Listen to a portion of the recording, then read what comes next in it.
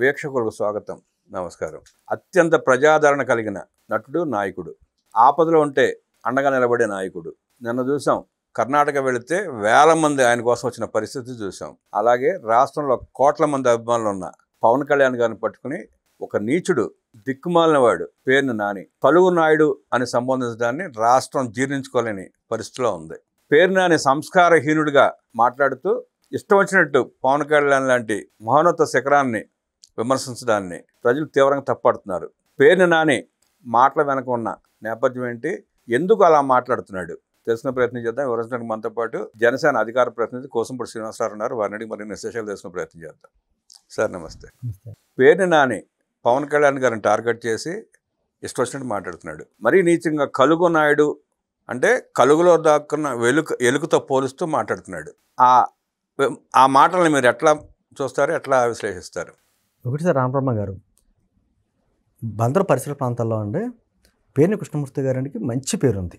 నాకు బాగా తెలుసు సార్, ఆయన కృష్ణమూర్తి గారు నాకు బాగా తెలుసు. మంచి నాయకుడిగా పేరుంది. ఆ పార్టీ ఏదైతే కాంగ్రెస్ పార్టీ నాయకుడిగా మంచి పేరుంది. మరి అటువంటి మహోన్నతమైనటువంటి వ్యక్తి కడుపుని చెడబుట్టిన వ్యక్తి ఎవరైనా ఉన్నారంటే పేరుని నాని. ఎందుకంటే చేయొచ్చు, రాజకీయాల్లో విమర్శలు చేయొచ్చు, రకరకాలుగా ఎదుర్కోవచ్చు, అలా పార్టీ సిద్ధాంతాలతో మాట్లాడుకోవచ్చు, ఏదైనా చేయొచ్చు. కానీ గత 5 సంవత్సరాల్లో మీరు చూడండి, ఏదైనా చిన్న విషయం వచ్చితే మొట్టమొదటిగా వచ్చి ప్రెస్ మీట్ పెట్టేసి నానా రకాలుగా మాట్లాడే వ్యక్తి ఎవరంటే పేరు నానిగా మాట్లాడాడు. అతని భాష, అతని విధానం, ఒక మంత్రిగా ఒక ఉన్నతమైన పదవిలో ఉన్నటువంటి ఆ ఆలోచన కూడా లేకుండా అతని భాష కూడా అటువంటి భాష. దాంతోపాటు అతను కొడుకు మళ్ళీ కొత్తగా కిట్టు అంట, అతను వచ్చి ఆ బందర్ చుట్టుపక్కల ప్రాంతాల్లో వాళ్ళ అధికారాన్ని అడ్డం పెట్టుకుని చేసినటువంటి దుశ్చర్యలు ఎన్ని రకాలుగా అంటే ఒక రకమైనటువంటి ప్రశాంతత భంగం కలిగించే విధంగా రచ్చ చేశారు. ఇంకతే నేను రాజకీయాలకు దూరంగా ఉంటాను, నా కొడుకుకి రాజకీయ భవిష్యత్తు అని చెప్పేసి కొడుకు టికెట్ ఇప్పించుకున్నాడు. అక్కడ బందర్ ప్రజలు ఏ విధంగా బుద్ధి చెప్పాలో చెప్పారు, గట్టి బుద్ధి చెప్పారు. అయినా కూడా అతను కుక్కతోక వంకర అన్నట్టుగానే పేరు నాని మన ఏంటంటే అది అంతే. మనం ఎన్ని రకాలుగా మాట్లాడుకున్నా అతను వంకర తీయలేవు, వంకర బుద్ధే వంకర. అయితే అతను గతంలోని పవన్ కళ్యాణ్ గారిని మావోడే పవన్ నాయుడు అనే అంటే లేని కులతోకను తగిలించేటువంటి ప్రయత్నం చేశాడు. అంటే ఏంటి, ఒక ముద్ర వేయడానికి పవన్ కళ్యాణ్ పల్లా కులానికి సంబంధించిన వ్యక్తి మాత్రమే అన్నట్టుగా ఏదో కులానికి ముద్ర వేయాలని రకరకాలుగా చేసుకుంటూ వచ్చాడు. వస్తే దాన్ని ఎక్కడికెక్కడ పవన్ కళ్యాణ్ గారు, ఇప్పుడు పవన్ కళ్యాణ్ గారిని చూసినా, చంద్రబాబు గారిని చూసినా, లేకపోతే అటువంటి నాయకులను చూస్తే కులం రాదు, ఆ కులం వాళ్ళు మాత్రమే ఓట్లు వేస్తారు, వాళ్ళకి గెలవాలా. అంటే అటువంటి వ్యక్తులు కూడా ముద్ర వేయాలంటే వాళ్ళ నాయకుడు జగన్మోహన్ రెడ్డి చేసేటువంటి కుల రాజకీయాలు ఏదైతే ఉన్నాయో ఆ రాజకీయాలు చేయడానికి చేసేటువంటి ప్రయత్నంగా పవన్ కళ్యాణ్ గారు కూడా పవన్ నాయుడు అని పేరు పెట్టేటువంటి ప్రయత్నం చేసుకుంటూ వచ్చాడు. ఆ తర్వాత ఇప్పుడు శృతిమించిపోయి అతను కలుగు నాయుడు అంట. అసలు పవన్ కళ్యాణ్ గారు వచ్చి బయటకు వచ్చే వీళ్ళు చేసే కార్యక్రమాలు ఏంటో, అసలు ఈ రోజుకి ఒక ఉప ముఖ్యమంత్రిగా కావచ్చు, ఆయనకు సంబంధించినటువంటి శాఖలకు సంబంధించిన కావచ్చు, ఏ కార్యక్రమాలు చేశారు ఏమన్నా తెలుసా మన పేరు నానికి? ఎందుకు మాట్లాడుతున్నారంటే ఖచ్చితంగా ఏదో హిడెన్ ఎజెండా ఉండుంటుంది. బలమైనటువంటి వ్యక్తులు ఎవరో అతనికి సహాయం చేస్తున్నారేమో అన్నటువంటి అపోహ కూడా ఆ నియోజకవర్గంలో ఉందండి అతనికి. ఇతను ఎన్ని తప్పిదాలు ఉన్నాయి. ఈ రోజున కొత్తగానే దేవాలయ భూములకు సంబంధించి 2007-9 పరిసర ప్రాంతాల్లో ఏ విధంగా రిజిస్ట్రేషన్ చేసుకున్నారని బయటకు వచ్చింది. మొన్న ఈ మధ్యకాలంలోనే అతనికి సంబంధించినటువంటి రేషన్ బియ్యం సంబంధించిన కేసు కూడా బయటకు వచ్చింది. వారి భార్య పేరు కూడా కేసు ఉంది. ఈయన కూడా సార్ పేదలకు పంచాల్సిన బియ్యాన్ని బొక్కి పందికొక్కులాగా తినేసి కోట్ల రూపాయలు పోగు చేసుకున్న పేరుని నాని వాడు ఆ రకంగా మాట్లాడుతున్నాడు. అతను కలుగు అంటాడు, అసలు ఎలుక అతను కదా, ఎలుకలే కదా బొక్కుతాయి, పందికొక్కు. అటువంటి వ్యక్తి ఈ రోజు వచ్చి మాట్లాడుతున్నాడు. గతంలో ఒకసారి మాట్లాడండి, ఏమని, మేము జగన్మోహన్ రెడ్డి గారికి విశ్వాసపాత్రులం, మేము కుక్క కంటే ఎక్కువ విశ్వాసం చూపిస్తామని చెప్పి మాట్లాడాడు. మేము కుక్క కంటే ఎక్కువగా విశ్వాసం చూపిస్తాం అనేటువంటి మాట పేరు అన్నాడు. సార్ తప్పులేదు, అదే విశ్వాసాన్ని చూపిస్తున్నాడు, ఇప్పటికీ చూపిస్తున్నాడు. తప్పులేదు, నువ్వు కుక్కవని నువ్వే చెప్పుకున్నావు. అది జగన్మోహన్ రెడ్డి గారు పెంచుకున్న పెంపుడు కుక్కవా లేకపోతే ఎవరింట్లోనే పెరుగుతున్న పెంపుడు కుక్క మాకు తెలియదు. కానీ నీ మాటల ప్రకారం నువ్వు ఆ కుక్కలు చూపించే విశ్వాసం చూపిస్తున్నావు. కానీ నువ్వు మాజీ మంత్రివి, ఒక రాజకీయ పార్టీకి సంబంధించిన ఇప్పుడు నుంచి నాయకుడివి, కనీసం విజ్ఞత, మీరు అన్నారు సంస్కారం, అవన్నీ కూడా వాటికి అర్థాలు తెలియవు సార్. అతనికి అర్థాలు తెలియవు. అతను ఏంటో, అతని బ్రతుకేంటో, అతని పరిస్థితి ఏంటో మనకంటే ఎక్కువగా ఆ నియోజకవర్గ ప్రజలకే, అంతకంటే దగ్గరగా ఆ ఇంట్లో పనిచేసే వాళ్ళకే, ఆ డ్రైవర్లు కానీ లేకపోతే మన సెక్యూరిటీ ఉంటారు కదండి, వాళ్ళకి బాగా తెలుస్తుంది. వాళ్ళకి బాగా తెలుసు ఇతని వేషాలన్నీ. అటువంటి బయటకు వచ్చి ఇటువంటి సంసారపక్షగా మాట్లాడవలసి ఇటువంటి మాటలనే మాట్లాడుతున్నాడంటే మేము ఇంకా మాట్లాడొచ్చు కానీ మాకు మనకు సంస్కారం ఉంటుంది. అరే ఎంతకంటే ఎక్కువగా మనం మాట్లాడకూడదు, తప్పు, సభ్య సమాజంలో మనం బతుకుతామండి. కానీ పేర్నానికి అటువంటిది ఇంగిత జ్ఞానం కానీ, సంస్కారం కానీ, సభ్యత కానీ ఎప్పుడు చిచ్చి అనిపించుకుంటాక ముందుంటాడండి.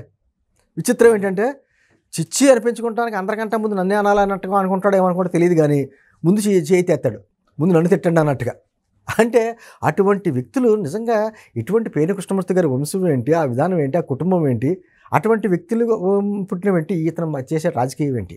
ఈ రోజుకి కూడా అతను జగన్మోహన్ రెడ్డి గారి మీద ప్రీతిపాత్రంగా, అంటే ఇంకొకటి అండి, ఏదైనా అవకాశం ఉండుంటే వేరే పార్టీలో జాయిన్ అయ్యే అవకాశమో లేకపోతే వేరే రాజకీయ భవిష్యత్తు అవకాశం ఉండుంటే ఏదైనా మారేవాడేమో. ఇప్పుడు అతను ఎవరో ఏ పార్టీలో జాయిన్ చేసుకోరు. ఇంకా రాజకీయ భవిష్యత్తు ఏదన్నా ఉందా ఉంటే జగన్మోహన్ రెడ్డితో పాటు ఉండాల్సింది, అంతే, లేకపోతే లేదు. జగన్మోహన్ రెడ్డి ఉంటే ఉంటాడు, జగన్మోహన్ రెడ్డితో పాటు జైలుకి వెళ్ళవలసిన పరిస్థితి ఉంటుంది. కానీ అయినా కూడా మనం గతంలో అన్నారండి చాలామంది, పేరుని కుట్టింటే అతను కొడుకు రాజకీయ జీవితం కూడా నాశనం చేసాడులే ఇతనని చెప్పేసి. అక్కడ సహజంగా ఏమంటారంటే బందర్లోని చాలా సాధారణంగా ఉంటాడు అతను, మామూలుగా బయట వ్యక్తులు తల మోటార్ సైకిల్ మీద తిరుగుతూ ఉంటాడు. ఇవన్నీ పైకి కనిపించేటువంటిది నాటకాలు. అంటే ఏదో మనకి సామెత ఉంటుంది, ఏదన్నా అంటే బందర్ బస్ స్టాండ్ అంటాం మనం, ఈ బతుకు బందర్ బస్ స్టాండ్ అయిపోయింది అంటాం. ఆ బందర్ అలా అయిపోవడానికి కూడా కారణం పేరునానే.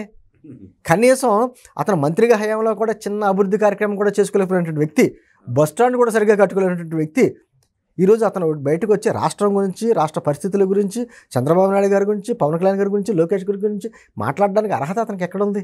బందర్ సుందరీకరణ పేరిట చిలకలపూడి సెంటర్లో 5 లక్షల రూపాయలతో ఫౌంటైన్ స్టార్ట్ చేశారు 2019లో తెలుగుదేశం పార్టీ కొల్లు రవీంద్ర గారు. దాన్ని కూడా పూర్తి చేయలేని దరిద్రుడు ఈ పేరునాని. అతను కూడా వాళ్ళు మాట్లాడుతున్నాడు. అదే అటువంటి వ్యక్తి వచ్చి ఈ రోజున పవన్ కళ్యాణ్ గారిని పట్టుకుని కలుగు నాయుడు అనే మాటలు మాట్లాడుతున్నాం. పవన్ కళ్యాణ్ గారిని నాయుడు అని పెట్టుకుని తప్పలేదు, ఇప్పుడు కులం ఎవరో తీసేయలేరు కదంటే. కానీ నువ్వు చెప్పగలవా? నువ్వు ధైర్యంగా నువ్వు కాపులు అంటే మన కాపులు కూడా చెడ్డపేరండి. అతను ఒక పాలికాపు. ఈ పాలికాపు ఎక్కడంటే ఆ జగన్మోహన్ రెడ్డి ఇంటి ముందు కాపలా కాసే ఒక గ్రామసింహం లాగంటే వ్యక్తి. అతను వచ్చి ఈరోజు మాట్లాడతాడంటే ఖచ్చితంగా నేంటుంది ప్రజలు బుద్ధి చెప్తారు. రామబ్రహ్మం గారు కొంతవరకు సహనం పాటించారు. ఆ తర్వాత సహనం దాటిందనుకోండి, అతన్ని రక్షించడానికి కూడా ఎవరు ఉండరు. జగన్మోహన్ రెడ్డి రాడు, లేకపోతే అతనికి సంబంధించినటువంటి అజ్ఞాత వ్యక్తులు ఎవరైతే ఉన్నారో వాళ్ళు కూడా ఎవరో రారు. ఆల్రెడీ అతనికి కొడుకు భవిష్యత్తు ఎలా ఉందో అర్థమవుతుంది ప్రజలకి. ఇతను కూడా ఇప్పటికైనా విశ్వాసం చూపించుకో జగన్మోహన్ రెడ్డికి. అంతేకాని ప్రజల విషయంలో కావచ్చు, ప్రజా నాయకుల విషయంలో కావచ్చు, కూట ప్రభుత్వం మీద కనీసం మాట్లాడే అర్హత లేని వ్యక్తి నువ్వు. గతంలో కనీసం నీ అధికారం పెట్టుకుని ఏ మంచి పని చేయలేని వ్యక్తి ఈరోజు వచ్చి ఏ విధంగా మాట్లాడతావు? నీ అంటే జన సైనికులు చాలా ఓపిక పడుతున్నారండి. ఎందుకంటే అధికారంలో భాగస్వాములే ఉన్నాం. ఏదైనా మాట్లాడితే ఏదో కక్షదారణ చర్యలు తీసుకుంటారో లేకపోతే ఇంకోటి అంటున్నారో అని చెప్పేసి ఒక నిందలు వస్తాయని చెప్పేసి చాలా ఓపికగా ఉంటున్నారు. ఒక్కసారి సహనం చచ్చిపోతే జన సైనికులకి, పేర్నాని గారు మీ ఆధార్ కార్డుకి ఇంకా ఆఖరి దశలోకి చేరుకున్నారేమో ఒకసారి ఆలోచించుకోండి. ఇది విజ్ఞప్తి కాదు, ఒక హెచ్చరికే, ఖచ్చితంగా హెచ్చరికే. ఆ తర్వాత జరిగే పరిణామాలకి ఎవరో బాధ్యత లేదు. 2024 ఎన్నికలకు ముందు కూడా పవన్ కళ్యాణ్ గారిని ఇలాగ నోటికొచ్చినట్టు మాట్లాడి దారుణంగా ఓడిపోయాడు. అసలు ఆ బందర్ ప్రాంతంలో చిరంజీవి పవన్ కళ్యాణ్ గారికి ఉన్న అభిమానులు మిగతా వాళ్ళకి బహుశా ఉండరు, అంత అత్యధిక సంఖ్యలో ఉంటారు. అన్నీ తెలుసు కూడా పవన్ కళ్యాణ్ అలా విమర్శిస్తున్నాడంటే మీరు అన్నట్టు జగన్మోహన్ రెడ్డి ఇంటి కాపల కుక్క కాబట్టి ఆ జగన్మోహన్ రెడ్డి ఆదేశాల ప్రకారం మాట్లాడుతున్నాడు తప్ప స్థానికంగా మన రాజకీయ భవిష్యత్తు ఏంటి అన్న ఆలోచన కూడా అతను కలగట్లా. అదే ఖచ్చితంగా ఏంటంటే ఇప్పటికే మా మీద నింద ఉంది సార్, మేము కొన్ని ఒప్పుకోవాలి. బందర్ సంబంధించిన కొంతమంది స్నేహితులు అతను అంటున్నారు, ఏంటి అంత దారుణంగా మాట్లాడుతున్నారు, తన కేసుల్లో ఉన్న వ్యక్తులు ఎందుకు వదిలేస్తున్నారు అలాగా లోపలేగా అని చెప్పేసారు. ఓ పక్కన చంద్రబాబు నాయుడు గారు ఏమో మనం ఎక్కడ చట్ట ప్రకారం వెళ్ళాలి తప్ప కక్ష ద్వారం చర్యలు వాళ్ళు చేసినట్టు మనం చేయకూడదు, వాళ్ళు చేసినట్టు మనం చేస్తే మనకి ఉన్నటువంటి వ్యత్యాసం ఏముంది, కాబట్టి చట్టానికి ఫ్రీగా మనం హ్యాండ్ ఇద్దాం, చట్టమే చూసుకుంటుంది అని అంటున్నారు. తర్వాత చూడండి, ఇన్ని పెద్ద మాటలు చెప్పిన వ్యక్తి ఆ భార్య మీద కేసు వస్తే భార్యతో సహా పారిపోయి ఎక్కడ దాక్కున్నాడో తెలియదు. మన మధ్య కూడా పారిపోయాడు. ఏదైనా చిన్న ఇష్యూ బయటకు వస్తే బయట పారిపోతాడు, ఎక్కడ దాక్కుంటాడో తెలియదు. మన ఆశ్రయం ఇచ్చేవాళ్ళు ఎవరో కూడా చాలామంది కొన్ని పేర్లు కూడా బయటకు వస్తాయి. ఆ ప్రాంతంలో ఆశ్రయిస్తూ ఉంటారు, మళ్ళీ వస్తూ ఉంటాడు, మళ్ళీ బయటకు వచ్చి బీరువాలు ఇటువంటి ఏంటంటారు తరా అటువంటి వ్యాఖ్యలు చేయడానికి, ఏదో పెద్ద ధైర్యవంతుల్లా మాట్లాడడానికి ఇప్పుడు ఎదుర్కోగలవా? కేసులు ఎదుర్కోలేవు. ఎందుకు నీకు అంటే ఇప్పటికే నీకు రాజకీయ భవిష్యత్తు శూన్యం అండి, ఇంకేమీ లేదు. అతనితో పాటు అతని కొడుకు రాజకీయ భవిష్యత్తు కూడా శూన్యం. వీళ్ళకి ఏమాత్రం కాస్త అధికారంలోకి ఇచ్చినా, ఒక బలం ఇచ్చినా ఆ చుట్టుపక్కల ప్రాంతాలను ఏ విధంగా దోచుకుంటారా అన్నదే, ఏ విధమైన రౌడీజం చేస్తారా అన్నదే చూశారు బందర్ ప్రజలు. పేర్ని కిట్ అనే వ్యక్తి ఆ చుట్టుపక్కల వ్యాపారస్తులను కావచ్చు, అదే వైన్ షాప్స్ ఏదైనా కావచ్చు, అందరినీ ఏ విధంగా బెదిరించి దౌర్జన్యాలు చేశాడో చూశారు. ఎంతోమందిని కిడ్నాపులు చేశారు. ఆ మాట తిరిగి ఎదిరించిన వ్యక్తులను తీసుకెళ్ళిపోయి ఆ పొలాల్లో తీసుకెళ్ళిపోయి కొట్టారు. ఇవన్నీ చూసిన, ఇన్ని భరించారు. ఇన్ని భరించి ఎక్కడ కూర్చోబెట్టాలో అక్కడ కూర్చోబెట్టారు బంధ ప్రజలు. అయినా సరే ఈరోజు మరి బంధనానికి బుద్ధి రావట్లేదు అంటే ఇంకేమనుకోవాలంటే, నేను ఇందాక అన్నట్టు అది కుక్కతోక వంకర. దాన్ని ఏం చేయాలంటే రెండు ప్లేస్లో ఉంచాలంటే, ఇప్పుడు మామూలుగా సాధారణ కుక్క అయితే వదిలేస్తారు. అది పిచ్చి కుక్క అనుకోండి, ఖచ్చితంగా ప్రజలకు ఇబ్బంది కలుగుతుంది, అది పిచ్చి కుక్కలు అందరి మీద పడుతుందంటే ఏ విధమైన చర్యలు తీసుకోవాలి ఆ విధమైన చర్యలు తీసుకుంటుంది కదా మున్సిపాలిటీలు. అలాగే తీసుకుంటాం ఖచ్చితంగా. ఏం చూస్తా ఊరుకోమండి. కొంతవరకు మా సహనానికి కొంచెం హద్దు ఉంటుంది. ఆ సహనం దాటిందనుకోండి ఇంకా జన సైనికులను ఎవరో కంట్రోల్ చేయలేరు, ఆఖరికి పవన్ కళ్యాణ్ గారితో సహా. పవన్ కళ్యాణ్ గారి పేరెత్తే అర్హత కూడా లేని జగన్మోహన్ రెడ్డి కాపులకొక్క పేరుని నాని మాటలకు సమయం ఆసనమైందని, జన సైనికులు తిరగబడితే బందర్ కాదు రాష్ట్రంలో కూడా ఉండే పరిస్థితి నానికి ఉండదంటూ విశ్లేషించిన కుసుంపుడి గారికి ధన్యవాదాలు తెలియజేస్తే నమస్కారం.